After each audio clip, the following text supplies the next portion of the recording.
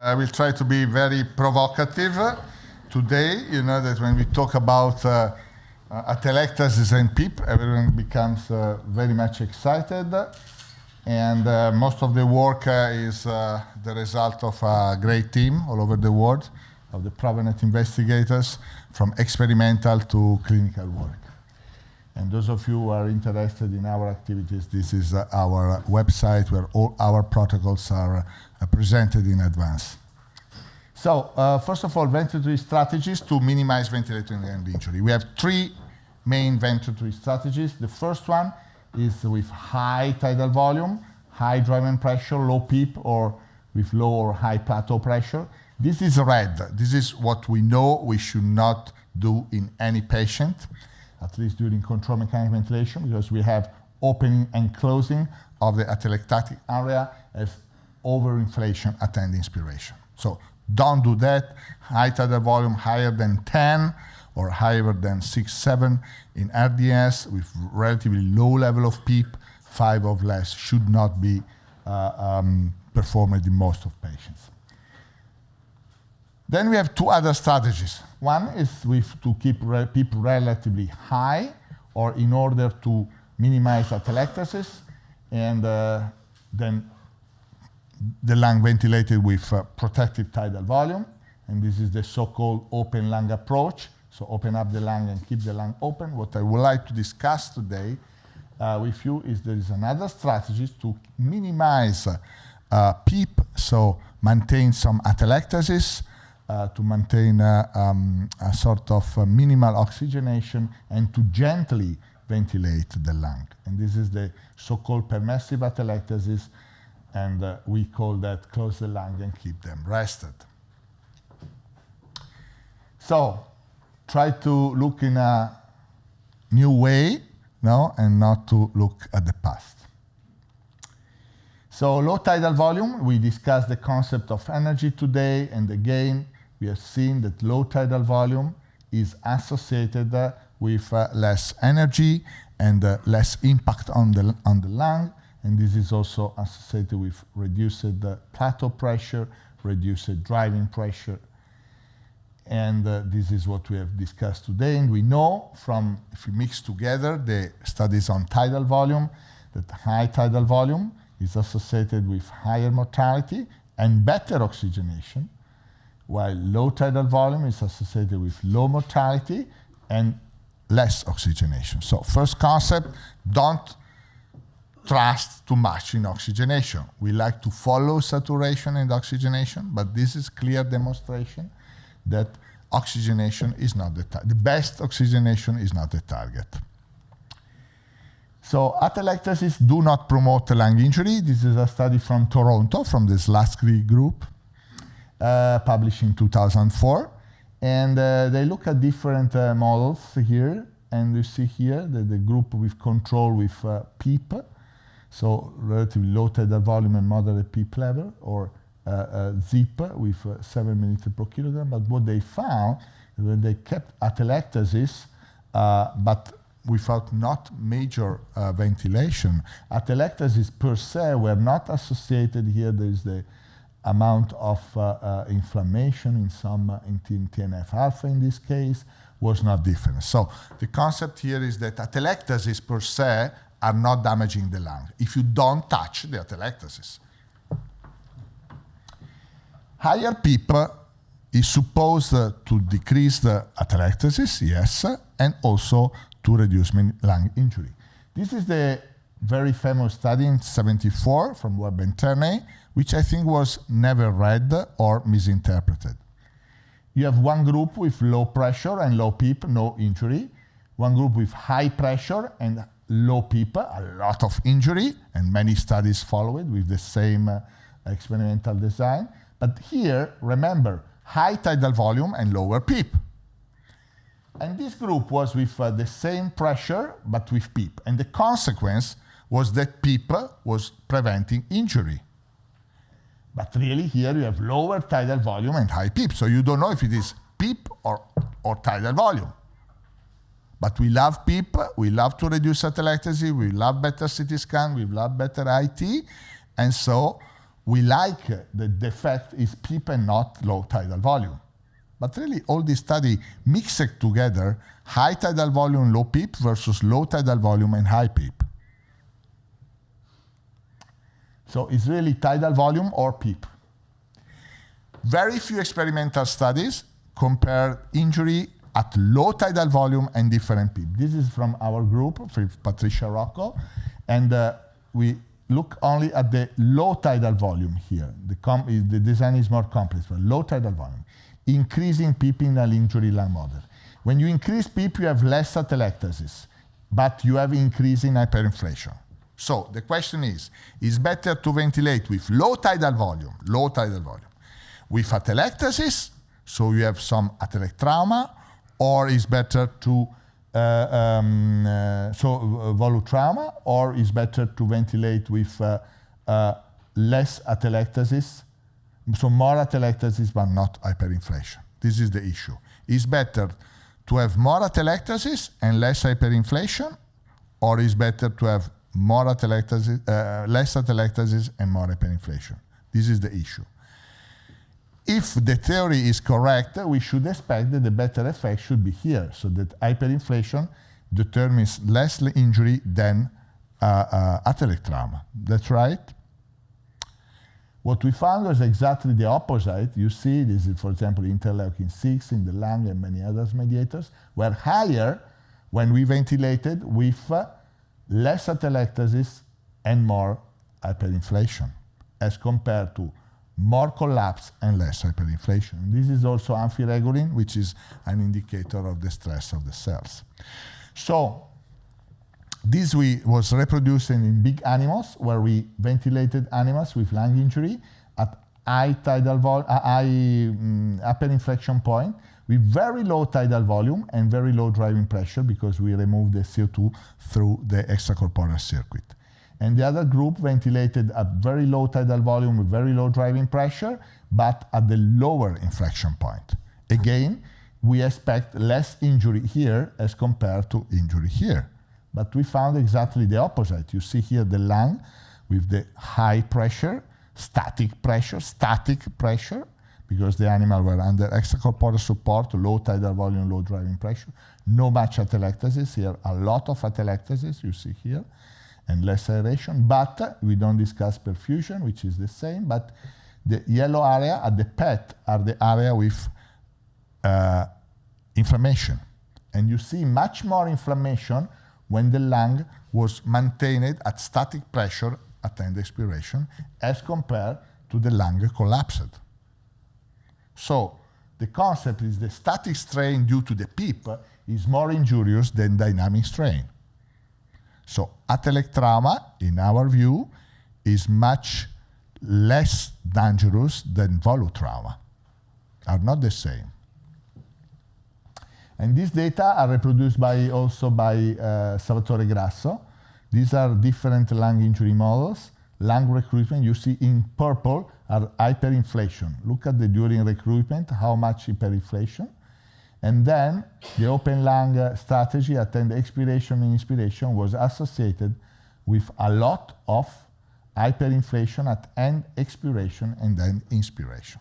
So remember, higher PEEP you use, higher hyperinflation, higher damage to the lung. The static pressure at end expiration induced lung damage. This was discussed before, you see, when you have even the reduction in driving pressure with higher PEEP, you can increase the amount of energy that you give, as I discussed in the previous lecture. So, I think we have to take care of recruitment maneuver and high PEEP in our patients. Higher PEEP impairs the lymphatic drainage. This is a review that we wrote last year. This is showing that in normal condition with lower PEEP, we have a continuous flow from the capillaries to the interstitium, where the pressure is negative in the interstitium, and this fluid is reabsorbed by the negative pressure in the lymphatic capillaries. If you increase the pressure in the alveoli, you increase the pressure in the interstitium. So you have less drainage here, and then you have less difference between the interstitium to the capillaries. So less fluid are reabsorbed by the lymphatic drainage. So PEEP impairs the lymphatic drainage.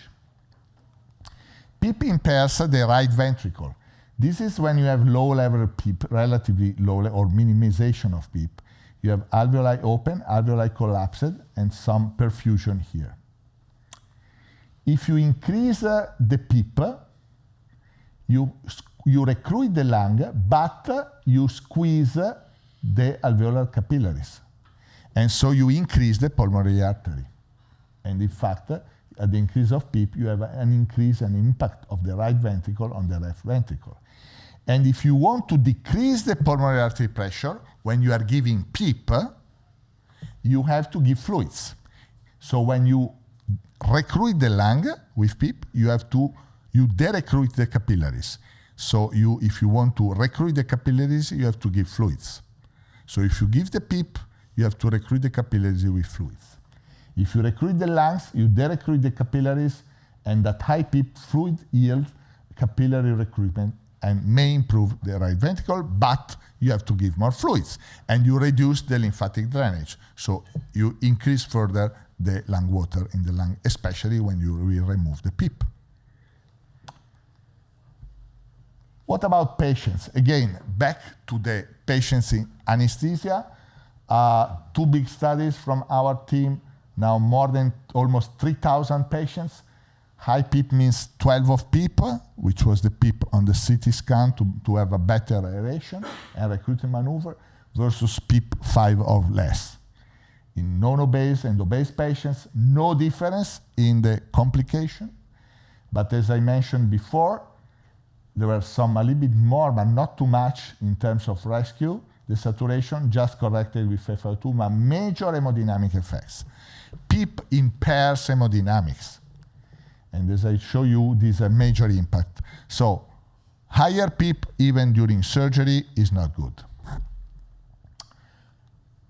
When we look at the patient with ARDS, this is an example with a lot of atelectasis here. Driving pressure is higher if we ventilate with a certain tidal volume. Then we can apply PEEP, and we reduce the driving pressure. And if we apply too much PEEP, driving pressure increases, okay?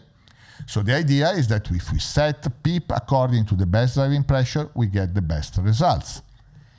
Again, this study, which was discussed today, can be criticized, but anyway, there was a major reduction in the driving pressure from at least 13.5 to 11, not so much. I remember in our last study, in Probese trial, we reduced the driving pressure of 5 centimeters of water, 5. So what you want more? We reduced the driving pressure, but the complication was higher with PEEP. And even they, in a different setting, they found that they reduced the driving pressure. PEEP was individualized. Then now there are the new data from Amato, blah, blah. Okay, this is the study. There was even higher mortality. Why? Probably because they impaired the right ventricle with higher PEEP, higher than 15. And when they look at the sub-analysis, post-hoc analysis, you see that the group of patients with pneumonia and vasopressors, they had the worst effect of higher PEEP and recruitment. So again, I think that PEEP is considered only to improve the lung, but PEEP has major negative effects on hemodynamics. And even they found higher mortality with recruitment and higher PEEP when driving pressure was lower than 15. Why? Because these patients were likely less severe, and less severe you are, worse are the effects of higher PEEP. If you put together all the study, the only positive effects are when you mix the effects, the Amato and VILI, low tidal volume with high PEEP versus high tidal volume and high PEEP, okay? And then you have some positive effects. But this effect is not due to the PEEP. This effect is due to the tidal volume.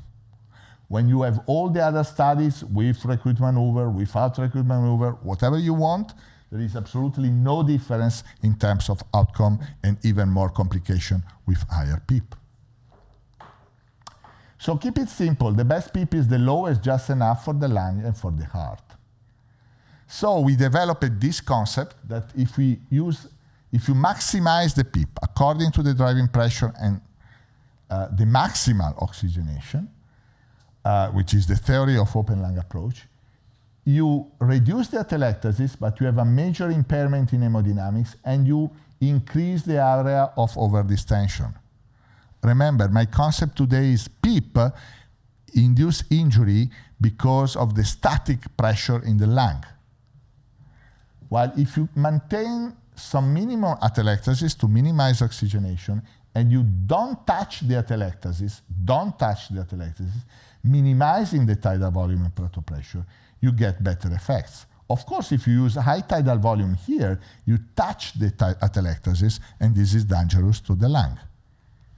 So just gently ventilate the aerated lung, keeping atelectasis at rest, and use the minimal PEEP in order to minimize the right ventricle impairment and oxygenation. So the final concept here are don't run towards the highest oxygenation. I like to see 100% oxygen, who cares of 100% oxygen? But please rest and sweet dreams. Tidal volume and plateau pressure are very important. Driving pressure, respiratory rate, we don't know. For sure, high PEEP, looking at the best oxygenation is not good, and perhaps even more recruitment maneuver.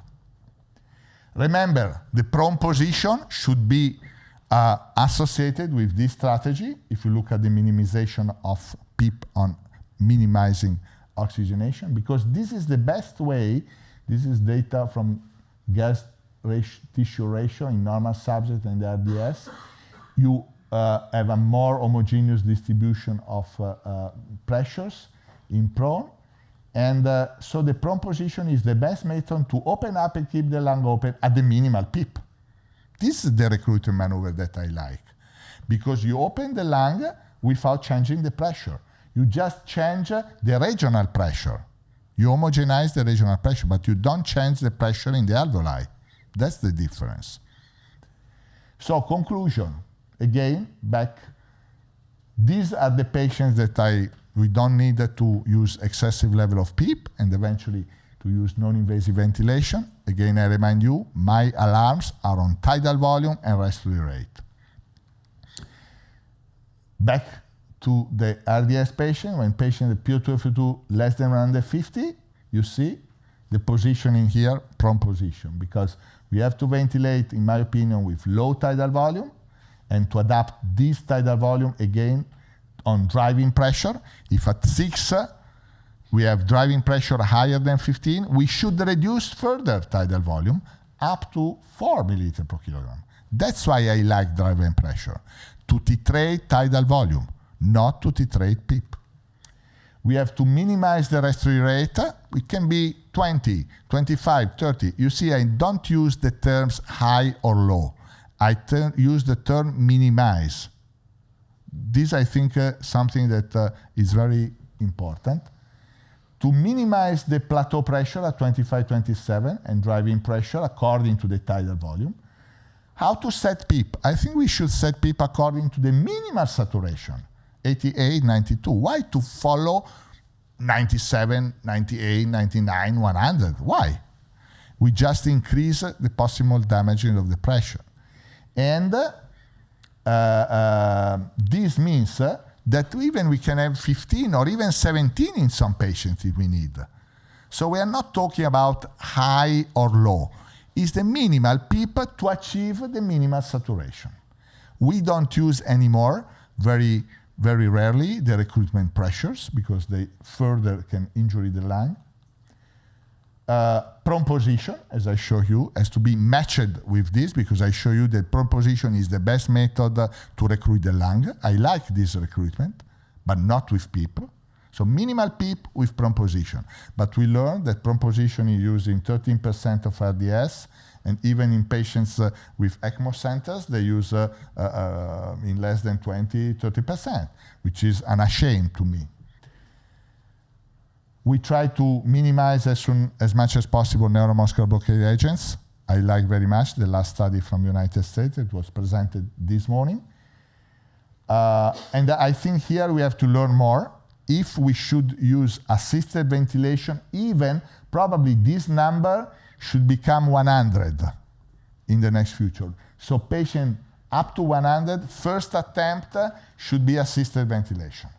And eventually, when below 100, to do this. But at the moment, I think we have evidence for 150. But remember, the BURST trial is coming up from the French. Not many patients, again, but showing that assisted is comparable with controlled mechanical ventilation in patients up to 100 and less sedation. And ECMO criteria, of course, for just the minority of severe patients. So that's our point of view. And change your mind, close the lungs, and keep them rested to minimize VILI in RDS, and be less aggressive with your patient, even with the use of high PEEP and recruitment. Thank you so much.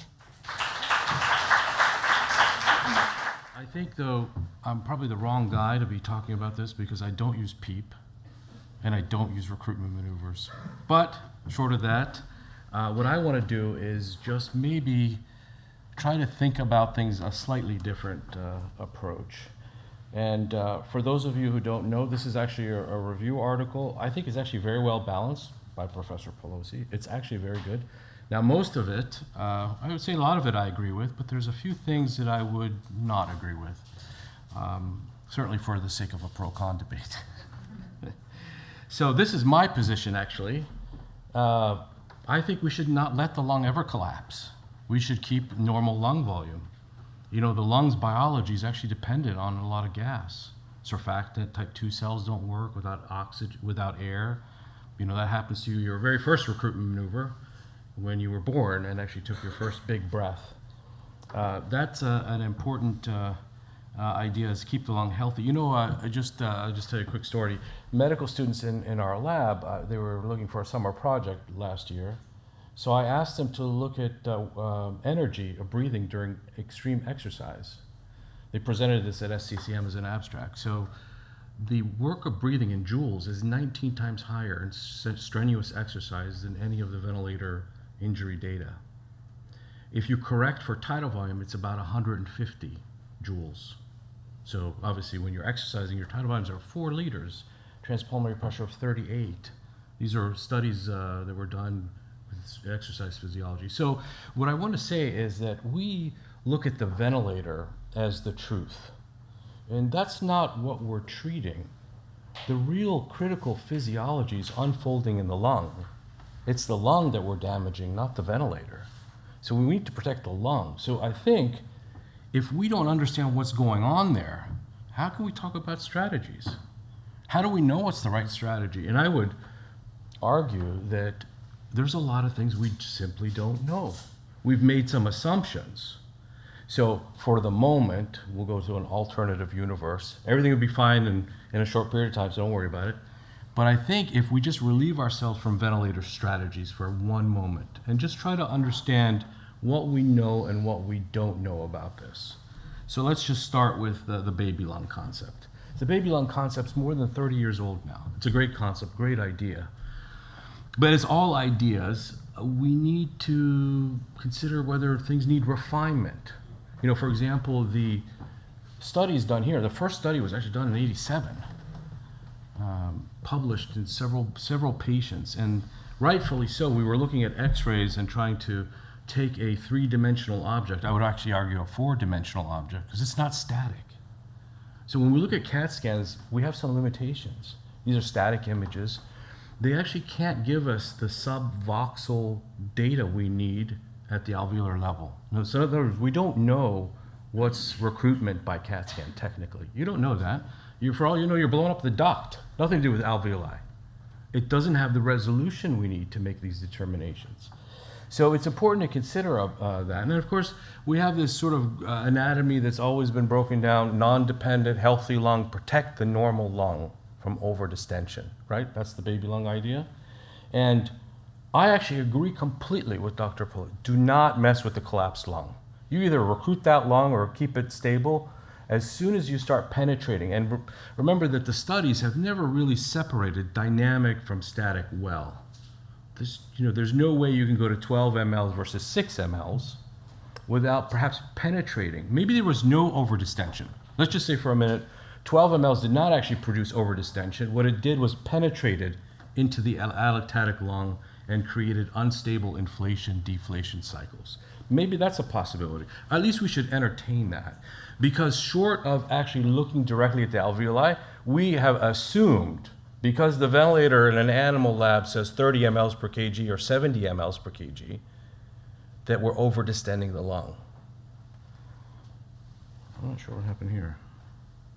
Hold on a second. Yeah. Okay, sorry. I didn't really want to talk about that, but I will anyway. We can blame the Italians. Let's blame the Italians for this, because the Latin translation for acinus is grape, like seed. And so all the textbooks started drawing these grapes on a stick. And the balloon on a stick thing perpetuated. We talk about Laplace's law. Well, this has nothing to do with the lung.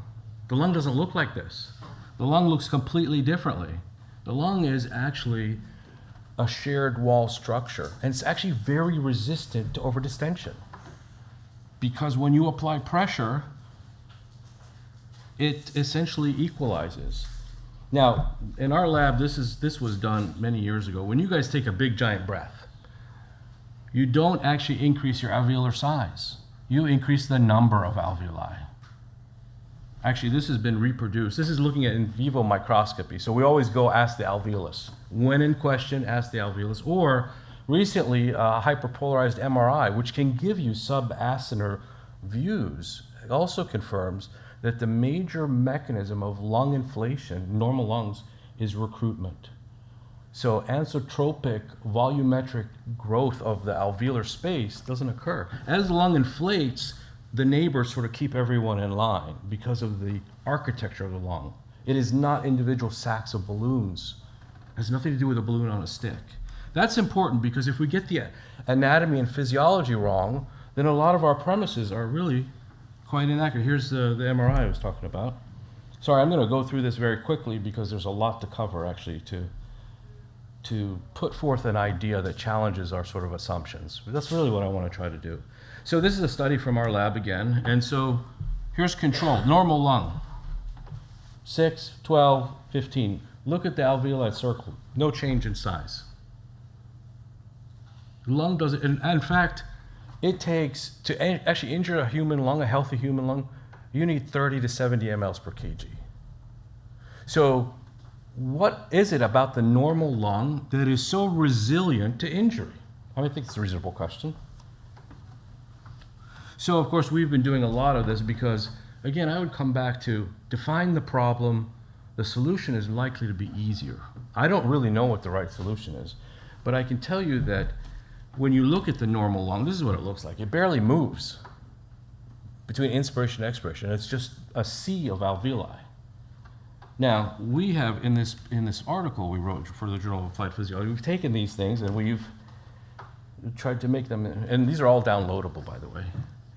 And so the homogeneity of the lung is very important. So instead of recruiting the lung and trying to blast it open with pressure, using PEEP, all these things, why not just keep the lung healthy and keep it stable? And I want to come back to that. I want to make that distinction between that. Now, this is the problem. This is the problem. And this is why I would say, if you let the lung collapse, leave it collapsed. And make sure you do not penetrate into that, which you can with your tidal volume or half-hearted PEEP or whatever technique you want to use. And I do agree with that. But here's the problem. Whenever you interrupt this uniformity, you create an unstable part of the lung. Remember that there are many reasons why the geometry of the lung is inherently unstable. That's why we need stabilizers. Surfactant. It's a compromise because you can't put 70 square meters in this little box here unless you did something. We would look very bizarre if we wouldn't fit in the room, I guess. But see, now watch. Well, this is taken from microscopy. Now watch, during expiration is where you overdistend. So instead of the baby lung being this top of the lung, non-dependent is the normal lung and the overdistended lung, what's really happening is there's little islands of clusters of alveolar instability or unstable inflation-deflation cycles. And right there you have both cyclic collapse, which allows the lung to actually overdistend. Now I'll show you the actual pictures. Let's just go and take a look. This is obviously colorized to make it easier. So this is from our lab. Now watch what happens when this guy collapses. Watch what happens to, remember they're sharing walls. If one collapses, you have to distort the neighbors. And this is exactly what happens. And this is what people talk about. Instead of shear forces, we're talking about stress multipliers, stress concentrate, whatever term you want. And this is important as a concept.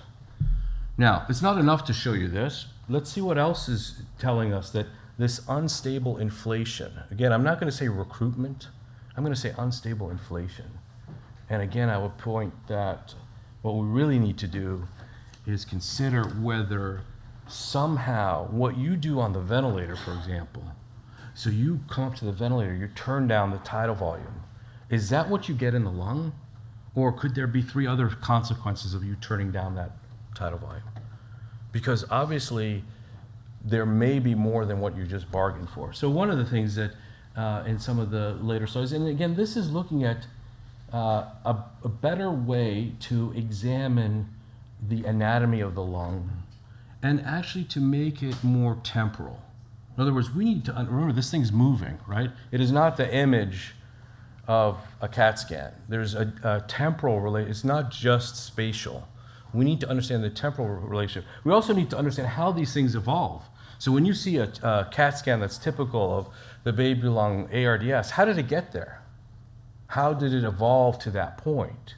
Those are important things to consider. And again, the real reason here is not to sort of challenge the mainstream concepts, but it's really to refine our thinking. I think this is important in anything we do, is to refine. So here, overdistension occurs during atelectasis, and it's developed when you look at these MRI techniques. In fact, if you look at this, the recruitment makes alveoli smaller.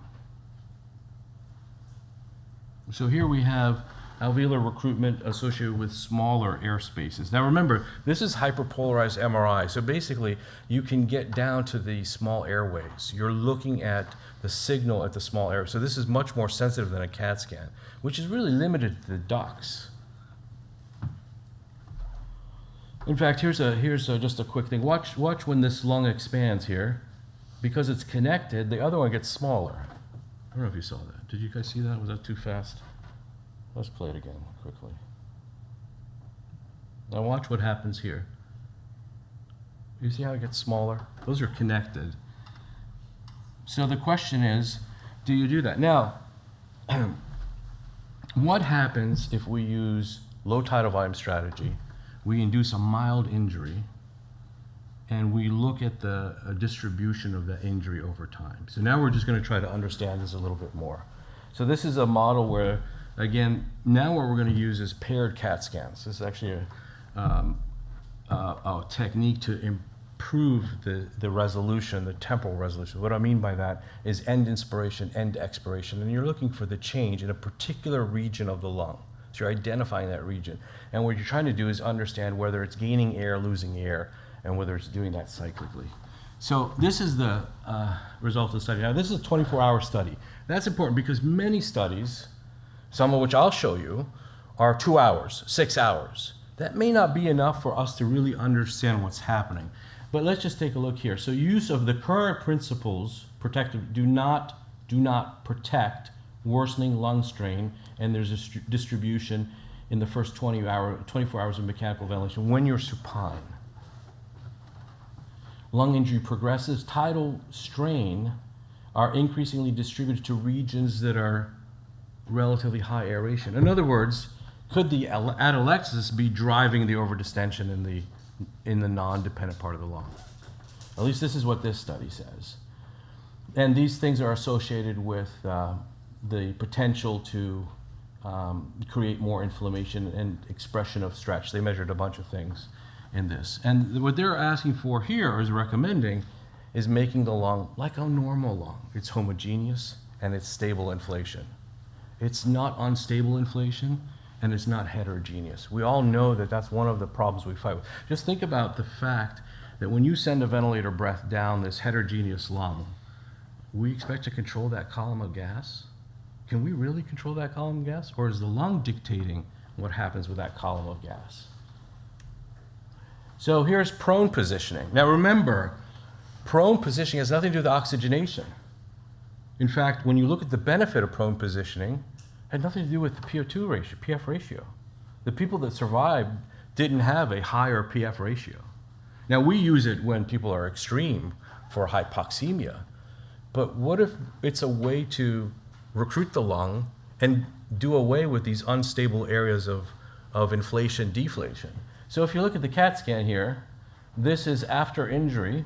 The top is supine and the bottom is prone. I think you can see the heart's flipped over. You can see the bases look better. And here there's a 48% change from normal lung to poorly or no aeration versus a 27% change after injury in the prone positioning. So you can see that. And if you look here, end expiratory alveolar heterogeneity. Remember, this is where you get recruitment on inspiration and then it disappears on expiration when you pair the CAT scan images.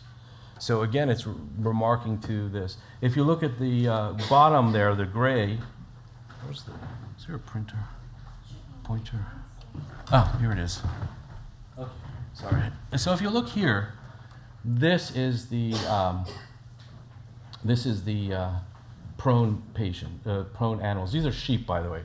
So these are sheep, and you can see the heterogeneity is increasing when you do this. Now this is low tidal volume strategy with low PEEP. We're not using recruitment maneuvers, we're not doing anything other than conventional. And so the idea is that it's going to drive ventilation here. In other words, where's that distribution going? Where's that protective tidal volume going? Do we know? We don't really know the distribution. That would be like saying we know the cardiac output's distribution during septic shock. It can be high, but we don't know if it's distributed everywhere. So if you force this, even 6 mLs, 4 mLs could be too much if you shift it to that area of the lung. That's just actually from our lab. Now, there's a body of literature, and I'm just going to cite one because I work with Jason Bates. And in this paper, he's trying to quantify this. And it seems to be that what you need first, in other words, what is the main role? We talk about atalic trauma, we talk about all these things, but how do they work together? Which one's more important? You know, we heard about volu trauma, barotrauma, but it seems as though you need that prerequisite. Again, come back to the normal lung, it can handle a lot of volume.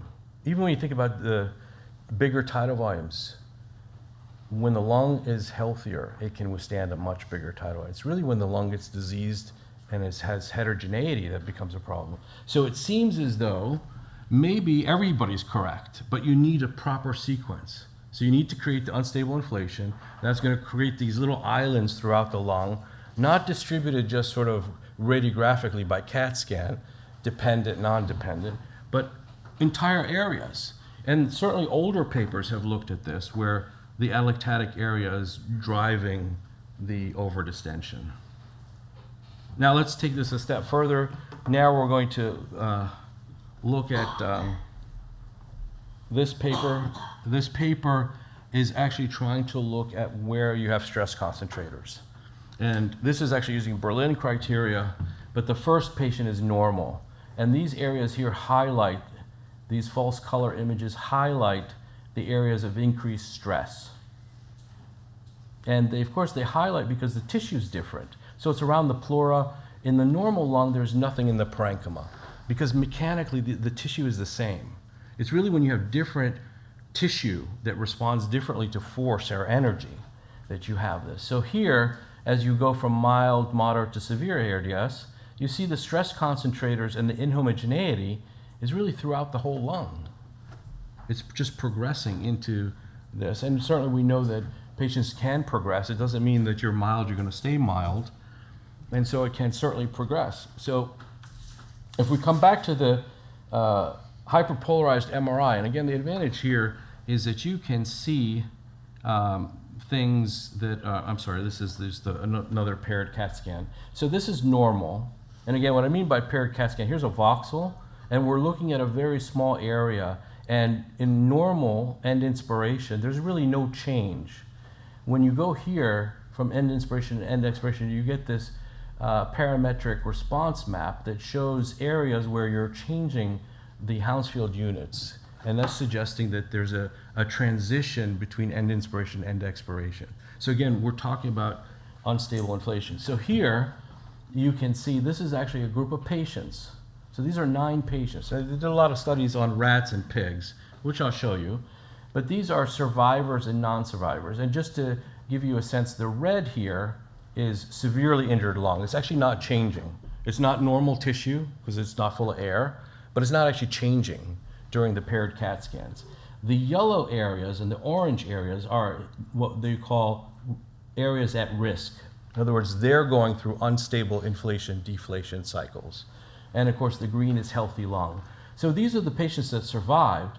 They found that it doesn't matter how much lung injury you have. In fact, you can have a tremendous amount of injured lung, more than any of these non-survivors actually, but it really depends on how much you have in terms of this map where you have unstable inflation-deflation cycles. Yeah, okay. Not enough time, yeah. So here's that was a better predictor than everything else in terms of doing that. And again, I won't go through all of this because of the time, but basically prone positioning changes unstable inflation deflation cycles and actually seems to prevent this. Now, let's talk about some other aspects of collapsing the lung. We talk about the short-term thing, there's no inflammation and so on, but for years, people have written about this. First recorded documentation is in the 1927 of what happens when you have pulmonary fibrosis, when you collapse the lung. And there's a relationship between collapsing the lung and you get a cicatricial type of fibrosis.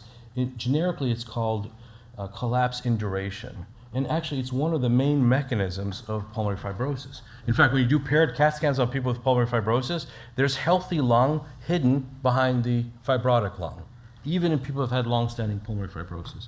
So one of the major mechanisms seems to be collapse. So because we have collapsed areas next to healthy areas. Now, this is a paper that is in press, but I think it's an important thing because we don't know the consequence of leaving the lung down. Just because you say we are resting the lung or whispering it into the ventilator, it doesn't mean you're resting the lung. We don't really know what you're doing to the lung. At least I don't think we do. And so could we do that? One of the key things here is surfactant. Everything seems to come through there. Surfactant, cyclic collapse, shear forces, stress concentrators, and this is the pathway to fibrosis.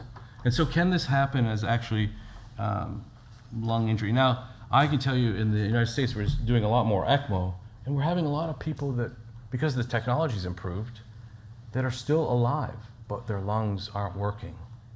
And so we end up going down the path of, are we making these guys pulmonary cripples? The only out is pulmonary transplant. And the likelihood of that being successful is much lower if you're on ECMO. Now that's important because you get to lose 2 patients, not just 1. You lose 2 because somebody else could have had that lung that might have actually had a good function. So I would just be careful that we're not actually creating more problems. Now very quickly, to me this is the ART trial. Does PEEP really work? Well, first of all, how do we figure out the right PEEP? We use FiO2, PO2. There's no relationship. Lung mechanics don't tell you about regional spaces of heterogeneity. Transpulmonary pressure, I think that was well illustrated today. Make up a number, I guess. We could certainly do that. Opening pressure in the lung, the 15 and 30 may not even open the lung. Who knows what pressure you need? And certainly if you get into the situation where you're forced to rescue a patient, you will probably need more pressure or you need to do something more invasive. Of course, I'd rather avoid all that. Now, I want to also make a quick distinction between recruitment, which in my mind has nothing to do with stability. Just because you use a recruitment maneuver for 40 seconds, does that make the lung stable? If you break your arm and your fracture is reduced anatomically, I'm not going to cut your cast off. There's a period of time where your lung gets stable. We don't make the distinction between stability and recruitment. And the PO2 signal is actually very lousy. And we actually did a study that showed that despite your PO2 going up in a linear fashion with PEEP, alveolar stability is just not there. The lung is still opening, but totally silent, of course. There's nothing on the ventilator that tells you you've got unstable inflation-deflation cycles. You don't know that you're deforming the lung to the point where it's taking a load in a particular area. And I would just say PEEP doesn't work. At least I don't think it works the way you think it works. I don't know of any study that shows PEEP stabilizes the lung. We assume it does. This is kind of relevant because you were looking for a plug this morning. But is that the best way? And so the question is, look what happens to PEEP. This is in vivo. This is a surfactant depleted lung.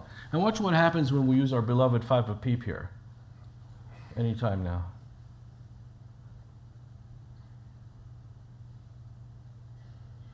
I think it's coming. There's 5 PEEP. Now watch, a little more stable. A little more stable. Oh, it's gone. PEEP actually has a hard time stabilizing the lung. It may not actually be the right tool. Remember, PEEP's more than 50 years old. We still don't know what to do with PEEP. I don't know, is it the only thing? Now, I just want to show you a study we're doing right now. We're just about done with this. But we're going to use time to control the behavior of the lung instead of pressure. So here what we do is release the pressure. And over here you have, where's my pointer? Just very quickly, here's your pressure here is in the dotted lines here. So this is the pressure. So we release the pressure, and then we go back up when there's a certain amount of time for expiration. So we limit that expiratory phase to a very brief period. And you can see alveolar volume over here. So the alveoli are actually shrinking, and then they go back up. And then we measured the pressure here because obviously if you stop the breath, there's going to be some retained pressure. So we derive this retained pressure, and then we set it on the ventilator. So this is why it's roughly 15 a PEEP, 14.9 a PEEP, and that's what we're holding here is that much level. But here's the alveolar volume. It's still sliding. It's still creeping down. There's a redistribution of gas. There's really nothing static when you hold your breath. The lung is shrinking when you hold your breath. You absorb gases, the redistribution of the gas. This is what it looks like. This is one alveolus. Now this is not setting any PEEP except controlling time. We get in a pressure, retained pressure, and that's the pressure we decided to use here. Basically to isolate time as a variable. So that thing completely collapses even though you've set the exact same pressure. So maybe because the lung is a time responsive organ, it's really a viscoelastic organ. It's not elastic. And so that might be important. Let me just show you very quickly a study where we decided to look at what PEEP does. And just very quickly, this is control. We're looking at the distribution of air in the ducts, and purple is the alveolus, and red is the tissue. So then we injure the lung, and I'll just go to PEEP for now. When you go from 5 to 16 to PEEP, you actually don't increase the alveolar gas volume. You just blow up the ducts. Can I ask you for a concluding slide? Yes, okay. Yes. We started late, you know.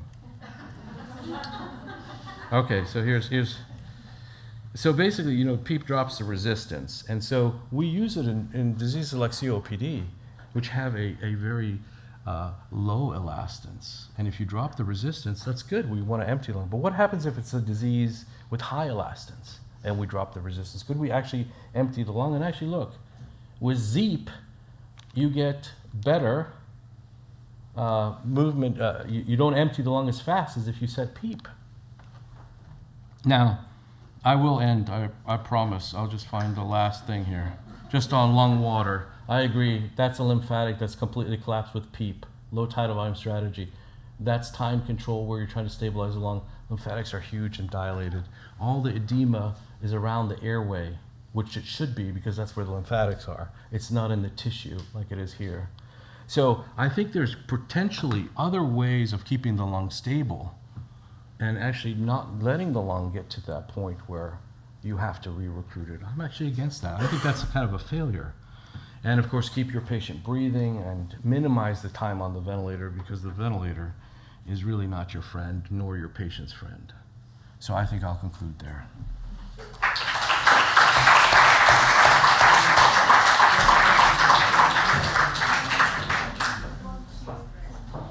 Questions? It is 5 o'clock.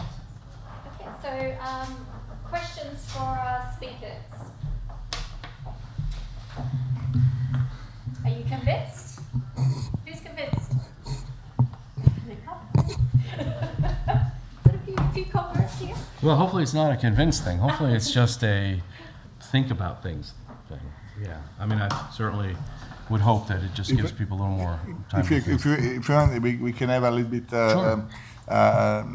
just a few comments on that. So, first of all, I fully agree. I had no time to discuss that. It was exactly what we found also in our study that I showed you in anesthesiology, that it's better to try to fully open the lung than to be in the middle. So we found even more injury. I had no time to discuss the details, but we found that a moderate PEEP, so it increased even because you touch the atelectasis, but you don't open all of them, and so we found even more injuries. So, or you are more in one side or in the other, and in the middle it seems to be the worst. The second point is that it was mentioned that PEEP may homogenize the lung. This is true, but you pay something in terms of overdistension. So the question is, if it's homogenization, how much you have to pay in terms of overdistension. Our data suggests that when you homogenize without prone position, that I agree, you showed also, is more homogeneous, but you don't touch the pressures there, just the regional one, which is another issue, that overinflation was more injurious, and even you mentioned the fibrogenic. I agree. What we found that hyperinflation was more associated with fibrogenetic activation. So my feeling is that if you overinflate the lung, even statically, you even promote more overinflation. And then I conclude that we have seen a lot of images, but remember the hemodynamics. My point today is that if you apply higher PEEP level, looking for the higher oxygenation or lower driving pressure, whatever you want, remember that the other side is hemodynamics. That, in my opinion, I show you the data in patients during anesthesia, and also probably the negative results, or really negative in terms of higher mortality in their trial, in my opinion, were very much linked with hemodynamics. So my feeling is that when we increase too much pressures, and my feeling is higher than 15, we have to think, because the impact on hemodynamics and pulmonary pressure may be very important. So one side is the lung, but the other side is the hemodynamics. And my conclusion today, from my point of view, is that we were very, we got a lot of attention to the lung in terms of mechanics, in terms of imaging. Everything is nice, but we have not to forget the hemodynamic side that, in my opinion, was forgotten in the surgery. I just can tell you, give number, even in Probese, have you seen? Overall, well, independent of the level of PEEP, there were 60% patients, and also in Provilo, with hemodynamic problem, and 20% with respiratory problem. Can I have a quick rebuttal? And so hemodynamics, I think, is very important. That's really important, but I would just add that the lowest load on the right ventricle is at functional residual capacity. So the extremes of lung volume are really where the right heart is unhappy. So if you do have a lot of collapse, you will load the right ventricle. There's actually studies that show that, echo studies showing that. So it's, again, not just a straight linear idea. And that's why I think that what you want to do is optimize lung volume by not letting their lungs collapse. And if you have collapse in the OR, which indefinitely happens, it's just part of going to the OR, not breathing, monotonal ventilation, all those things. But that collapse, the surfactant is still there. So you have 12 hours basically, because once the lung collapses, you don't make new surfactant. I'm talking about surfactant protein B, which is what lowers surface tension. You have 12 hours. You're not going to stimulate the lung to type 2 cells to make more surfactant unless you fill it with air and stretch it. Just the right amount of stretch. Not too much stretch, not too, that's what stimulates surfactant. And that makes it so much easier. Some people in the anesthesia literature call that loose atelectasis. It's just very easy to reinflate. But if you just let the lung stay down, especially denuded epithelium of the lung. This is one of what's described in what causes the fibrosis is the walls stick, the denuded base membranes stick, and you just close the alveolus. It becomes a solid organ, and that's pulmonary fibrosis. So I think that's an important. Can I have a question for you? How do you set PEEP in your patients? I set 0, but I control the time. I didn't have time to show you that I think there's a difference, and this is why I don't like PEEP. I think there's a difference in using time as the manipulator of it. And remember one thing about energy, I think this is important, is that you don't pay any money for time as long as it doesn't change the rate. So because the lung takes forever to sort of stabilize, instead of blasting the lung open, you can unwrinkle the lung, because that's what it does, by just holding the time. And then because the recoil forces are so high in these patients, you have to stop the time from coming out. And this is what I believe is a better way to homogenize the stable lung without PEEP. Set PEEP. I understand, but which is the target? If I will not mention any more PEEP, but which is the target, and you set mechanical ventilation, especially in aspiration? Yeah, so it's oxygenation, it's driving pressure, No. it's plateau pressure, it's hemodynamics, it's the combination. all those things, and we certainly don't,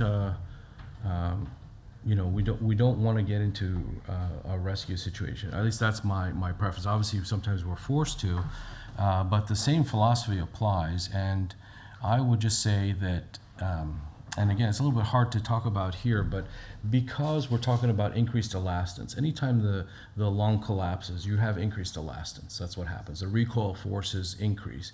And so when you inflate the lung and then let it passively deflate, that is elastance, that slope of that line. And so as elastance increases, the slope changes, and your time has to get shorter to control the behavior of the lung. So basically what you get is an automatic retained pressure, and you get a much smaller tidal volume. The tidal volumes frequently, when we rescue patients with a time control method, is actually frequently much lower than the 6 mLs per kg, because the elastance is so high. And instead of the lung emptying like this, it's emptying like this, because the recoil force. And so since the 40s, 60s, and 70s, classic physiologists have written about the elastance of the lung through passive deflation. So we have a real-time monitor, and so I don't know what PEEP to use, but the lung sort of tells me. I know that sounds crazy, and I don't know what tidal volume to use, because I think it has nothing to do with body weight. I think it has to do with compliance. In fact, I think, as I said, that tidal volume should be set on driving pressure. Well, certainly that's another way to do it. And yes, I agree. I think we got the gloss on. Yeah.